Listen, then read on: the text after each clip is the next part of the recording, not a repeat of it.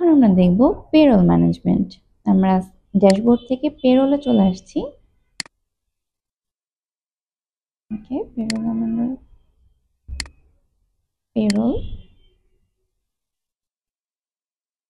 থেকে আমরা চাইলে আমাদের এমপ্লয়ি নেম অথবা ডিপার্টমেন্ট ওয়াইজ পুরোটা ধরে আমরা জেনারেট পেস্লিপ করতে পারবো।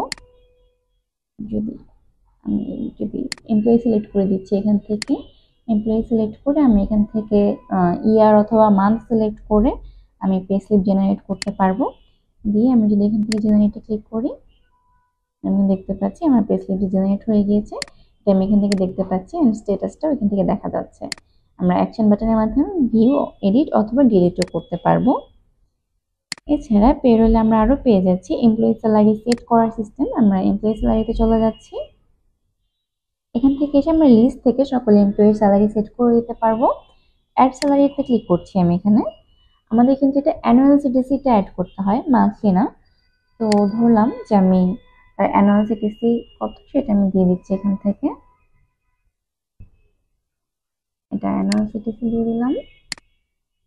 বেসিক স্যালারি কি সিটিসির 50% কিনা সেটা নাকি অথবা ফিক্সড, সেটা আপনারা চাইলে অ্যাড করে দিতে পারেন এখান থেকে।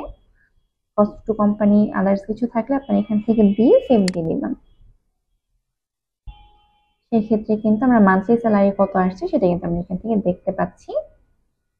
এই অ্যাকশন বাটনের মাধ্যমে আমরা এটাকে এডিট করতে পারবো, অথবা যদি ইনক্রিমেন্ট করতে চাই সেক্ষেত্রে আমরা তার ইনক্রিমেন্ট কত হতে পারে অ্যানুয়াল হিসাবে সেটা আমরা কিন্তু তাহলে এখান থেকে অ্যাড করে দিতে পারি।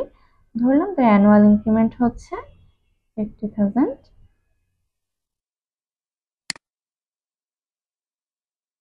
তো তার কিন্তু এখান থেকে স্যালারিটা একটু ইনক্রিমেন্ট হয়ে গেল আমি দেখতে পাচ্ছি।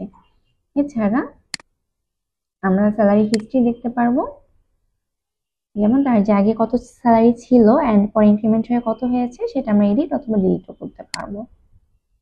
এছাড়া পেরোলের মধ্যে আমরা আরো পেয়ে যাচ্ছি রিপোর্ট